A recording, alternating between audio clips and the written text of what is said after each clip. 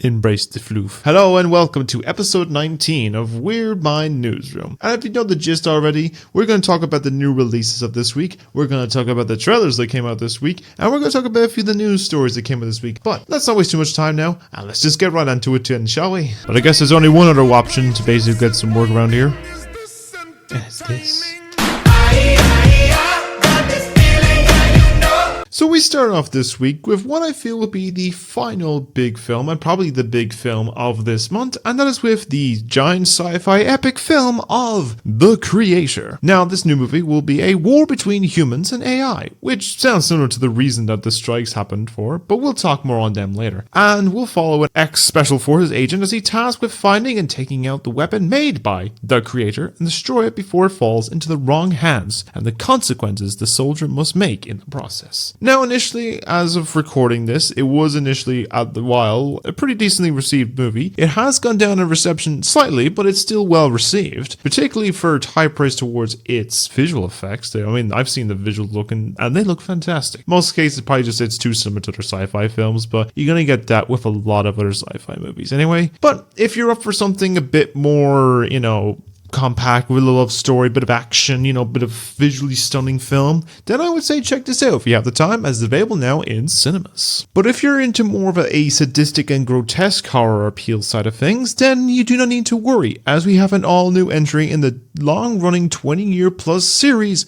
of Saw with Saw X. Now, this film is set in between the first and second film and sees John Kramer go off to get some treatment for his cancer from a health clinic in South America. But it turns out it was all a scam. Soon they would face the consequences as they've chosen the wrong motherfucker to mess with, and they become the victims of his next messed up cavalcade of deadly traps for his amusement and games. Now, surprisingly, as unaware to a lot of people, most of the series has been critically panned. Well, this one is critically acclaimed. Yes, this is the only Saw movie to have a actually high score from critics as well as audiences. So yeah, it seems to be surprising of an announcement here. Mainly a lot of praise are going to the meat performance and probably from the fucked up traps. Now, as someone who can't stomach much of this shit because of the fact I have a bad fear of hemophobia, which in more scientific terms is the fear of blood and gore, I'll probably be sitting this one out as they are really fucked up. But if you have the better stomach for it than me, then you could check it out yourself, as available in cinemas. It looks like Glass is in session, as we have an all-new spin-off to the ever-popular series of the Prime series of The Boys with Gen V. This new series will focus on a new group of young adult hormonal competitive superheroes as they put their physical, sexual, and moral boundaries to the test when they are given acceptance in the Gondolkan University for Young Adult Soups, all funded by the Voight Corporation. Now, as similar to the mainline series of The Boys, this series has also been very well received from its take on the superhero genre, with more of its up and edgier forms of content, and it's still a fresh take on the series in general. I know it's based on a particular comic line in the main Boys comic arc, but you get the gist of it. But if you're looking to enroll, then you can do so and catch the first 3 episodes now, and a new episode as it's released every Friday up until the start of November on Amazon Prime. But as is, we're heading into the month of the spooky season, it's time to sink your teeth into something beautiful with a new follow-up to the excellent Castlevania series of Netflix of Nocturne. Now, this new one will focus on the Belmont family member of Richter, and taking inspiration from the games of Rondo of Blood and Symphony of the Night, we'll see him and some supernatural allies take on and stop an army of dangerous creatures and vampires and protect the ones of the land of France during the French Revolution of 1792. Now, like the previous series, this one has also been highly well received from the critics for animation and story. Audiences, however, have been a little bit mixed from what I've been seeing online, mainly from saying that the writing is bad, probably just characters are poorly developed or something like that. But if you want to have something to check out yourself, you can catch the full series now on Netflix. And onto the games side of things this week, we start with DLC for a game that was hyped to hell, released to a very messy state, which I blame the higher-ups in the company for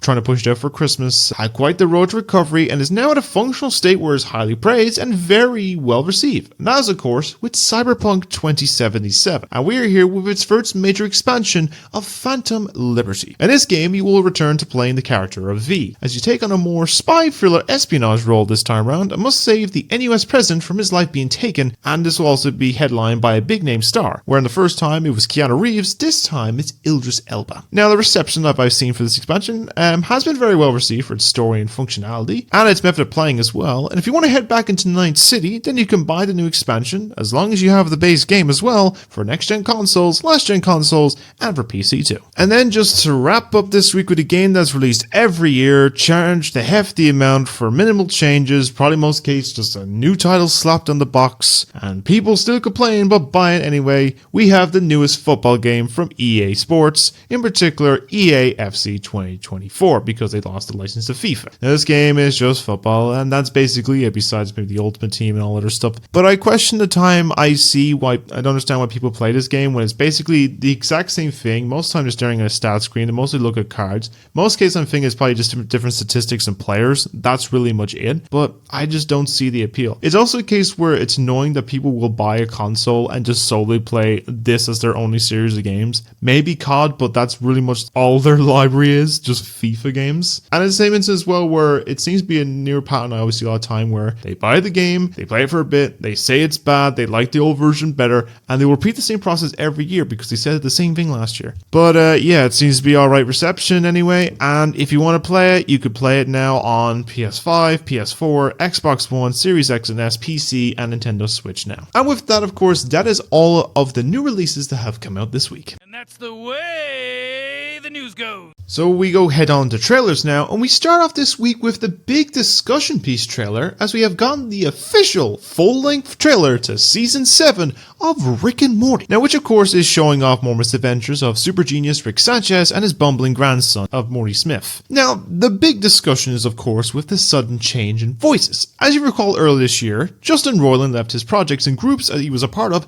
due to allegations of emotional abuse from his past partners from a few years ago, and it was a big decision of who will replace the main leads of Rick and Morty, since Roiland voiced both of the main leads, and of course a few other characters like Mr. Poopy Butthole and a few other ones like that. Well, it seems to be a case we finally got word of our first listen in the trailer, and I have to say the guy they got sounds really good, or the person they got is really good. Yeah, they're not saying who it is until the actual premiere date, but we will find out who it is and go on some more Rick and Morty misadventures when this series premieres on October 15th. And now for a studio that I will probably be delving into a good bit of time now with my Rewatchathon video, we're heading to the major studio of Disney, as we are giving an all-new trailer for their newest animated film coming out this year of Wish. Now this new movie will focus on the new princess of 17-year-old Asha, who will make a passionate plea to the stars in a moment of need to save her kingdom of Rosas when she senses a darkness no one else seems to notice. Now this is supposed to be based on the whole magic star we follow in the opening titles, and the theme of making dreams a reality, which is a staple in most Disney films of past. And for this film, I'm a little on the fence with it a little bit. I just think the plot, I think just the footage they've shown, like, it looks great. It just, in case the plot looks a bit I don't know, it's probably in the case that sometimes the trailers for Disney movies kind of be a bit hit or miss and then turn out to be actually good. I'm just worried that the goat's going to be the most annoying thing in that thing. But I think it does look visually appealing, as it's going with the mix of, you know, CG and their watercolor animations of the past, which looks pretty cool. So basically taking a Spider-Verse Puss in Boots kind of approach. And I'm sure in case you will be able to wish upon a star yourself when it releases just in time for Thanksgiving in the States on November 24th. Now, middle of this week, we also got a Netflix event called Drop 1, which basically showed off a few animated projects. I think they have a planned second one coming out soon, but I have no idea. But what we did get in this one was the confirmation we're getting a new adaptation of a video game made into an anime-style series similar to Castlevania, and this time we're joining the world-famous treasure hunter of Lara Croft, with the teaser seeming to show its focus on the origins of her character, more in vein similar to the recent trilogy of Tomb Raider games from about 10 years ago. Now, not much is shown, but it does look really cool, and animation has the style similar to Castlevania, and another show we will talk about in the trailer section as well, but we will probably hopefully get some more information about this one, and we'll probably get a release date soon, because it's been announced it's just coming soon. But we'll find out, and once I do, I'll let you know in the video next. And now for something a bit more of a espionage film, as we have a new spy action film courtesy of Matthew Vaughn, the director of the Kingsman movies, which I want to know, where's the third movie? Is he working on that? I have no idea. But anyway, we have an all new movie entitled Argyle. Now, this new movie will see an author of a very popular novel series of spy books become mixed into the world of dangerous criminals and espionage, as it turns out the stories that she has been writing have turned out to be eerily close to actually what happened on these heists, when she never knew that the spy was a real person, since that she is an introverted, anxiety-ridden person. Now, this looks very interesting and stylized, and I like the concept of the movie as well as the big name star cast, including Henry Cavill, Dua Lipa, Bryce Dallas Howard, Bryan Cranston, Morgan Freeman, and so many other big names, and I actually am excited for this. Oh, no, Morgan Freeman, Sam Jackson. And all I know is that I'm definitely checking this spy thriller out when it releases on February 1st of next year. And for the second one from the Netflix drop I mentioned to you about, it was the release of the announcement that we're getting a new series based on another game, and this time it is in the anime of Devil May Cry, which will also have the same anime art style of Castlevania. Now, not much as well is shown, it's just basically confirming that this project is happening. We got a little bit of a look at the visuals and as well as Dante, but I'm sure we'll also find out more about this project as it continues in development and when we'll get an eventual release date, because it's also got a coming soon tag on it, but we'll find out when that is. And to wrap up the releases of the trailers for this week, we have the official trailer to a show that should have ended years ago, but for some reason kept getting renewed, while other good shows from the streaming service and animated series itself get canned when they had more potential. And as of course, season 7 of fucking Big Mouth. Now, this will seem to have them graduating from school and dealing with new issues, heading into the high school or college, and some reason Megan Thee Stallion is also now part of this as a hormone monstrous. I couldn't tell you what's going on anymore. Like, I haven't fully watched the last season. I may watch it before this one just to kind of say that I've watched it and I fucking hate it. Now, this show has somehow survived when it kind of feels like really sexually exploiting kids. Then again, Netflix already done that with this monstrosity, but I have no idea. Basically, we'll find out. This is the second last season for this show. It's ending next year. And this season is releasing on October 20th. So we have that to look forward to if you want to. But anyways, that's all the trailers we have for this week.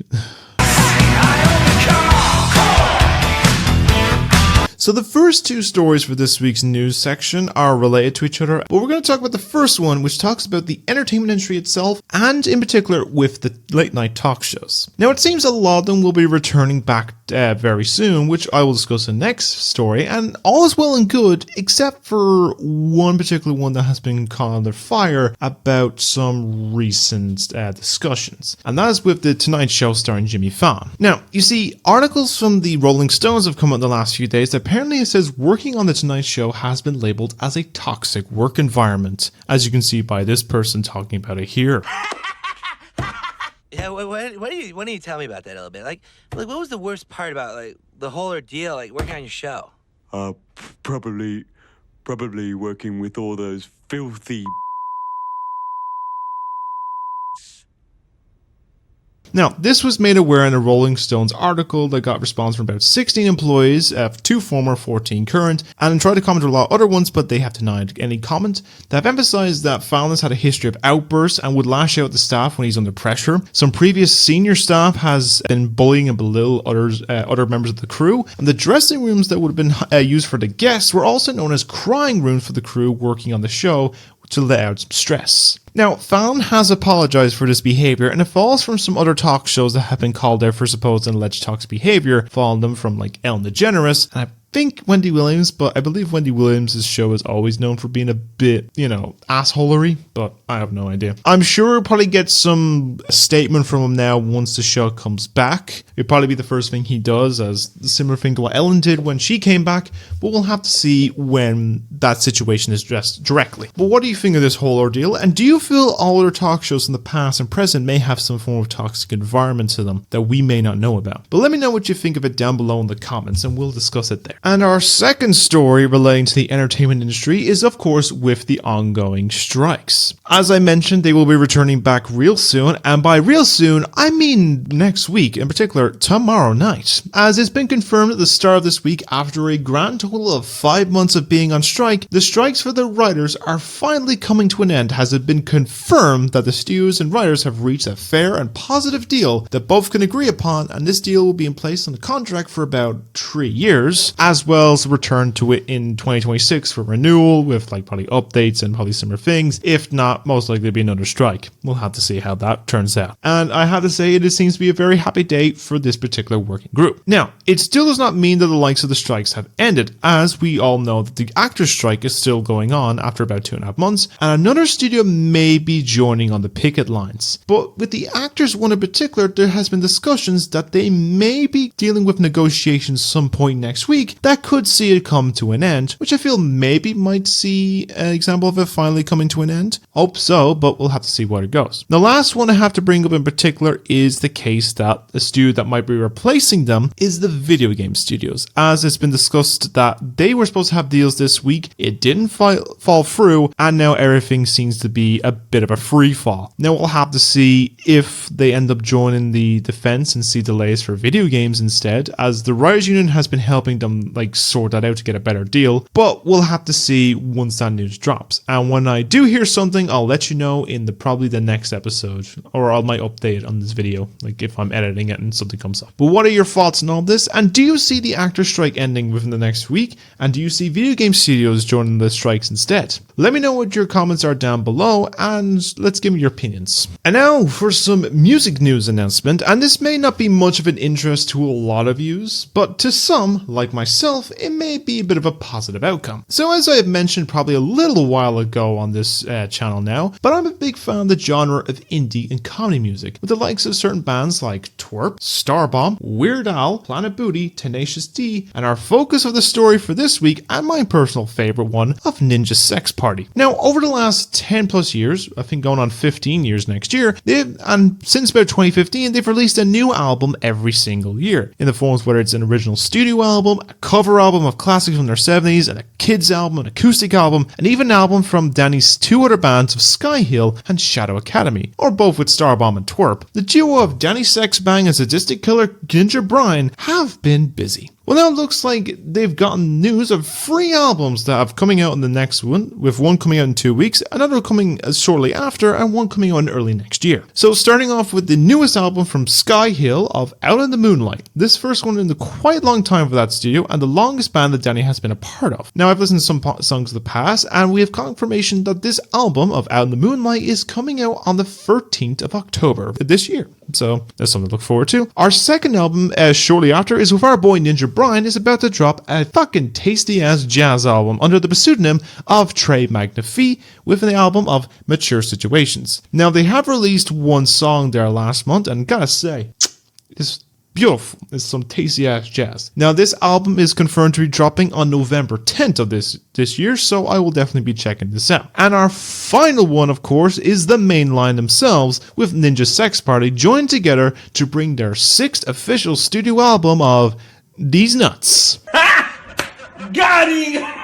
Yes, that's what it's called. These Nuts is initially planned to be releasing this year, as was mentioned in their music video for I Own a Car, but now it's been confirmed in a post on their Instagram, which unveiling, of course, with the cover photo, is that this music video is now coming out in March of next year. So most likely I'm thinking maybe mid-March, around Danny's birthday on the 14th, but let's see how it goes. We'll probably get some confirmation for it at some point this month with the release of the next music video and song from the album, some point in October, but we'll have to see when that goes. But what are your thoughts on this? If you are interested in NSP and stuff, what are your thoughts about these announcements? Are you excited for them? Because I know I am, but let me know what you think them all down below in the comments. And just for our final story for this week, it is a sad one, unfortunately, because we have the announcement of another passing of an iconic actor. And of course, this week, this is with the iconic actor of Sir Michael Gambon. Now, to a lot, he was known for a few different classic movies, but to mostly many, he was known for the man behind the portrayal of Albus Dumbledore from the Harry Potter films. And he was the one that took over from the original Dumbledore actor of Richard Harris, who tragically passed away after the second film of Chamber of Secrets. Now, I also learned as well while going through some information about him was that he was from Ireland himself, and in fact was born in a neighboring district which is not too far from where I live. So he's an Irish legend. But to say he left a legacy is something that is very true, and he will be remembered for years to come. And I just want to give a moment of silence just to hope that he rests in peace.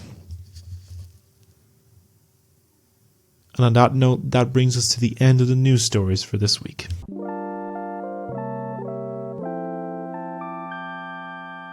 And on that somber note, that brings us to the end of episode 19 of Weird Mind Newsroom. And I hope you enjoyed listening to me rambling for probably going to be a pretty lengthy one, about 20 minutes, even though it feels like there was a lot less content to talk about this week. Okay, just some updates on the channel. Okay, so I have a review ready to go for Puss in Boots. I've been working away a little bit on the Elemental and Ninja Turtle one. I shall hopefully have them done this week. I also have finally seen Haunting in Venice, so I'll probably do a review for that. Maybe keep it around near Halloween time because it's a spooky movie, but we'll have to see about that case. Other cases, long form video of the Rewatchathon. I'm currently finished up with, I believe, the first 4 movies that I can find, which is the Dalmatians ones, Alice in Wonderland, and Maleficent. So probably next on the list, I believe, is Cinderella. I think I planned initially that I'm going to split it into 2 parts because there's about 20 movies. I want to give a good bit of time to talk about each movie. So it's looking case where this first part will start with the Jungle Book one and end with the Christopher Robin movie, and then the next one will start with Dumbo up to the present day of stuff by the time I finish it. Hoping to have both out by the end of this year. I want to have at least one done by the middle of next month, do a Halloween video, and then go back to talking on the other parts, but we'll see how that goes. But yeah, I'm going to be working on other reviews. I'm going to have ideas for long form videos and all that sort of stuff. And if you have any other bits you want me to discuss about, even like something for a Halloween video, or if you want to have something of a shout out, let me know down below and I will honestly post it into my channel once I find the time to do it. But yeah, that's basically all I have to talk about this week. I hope you enjoy listening to me ramble and watching my floofiness, and I hope that you all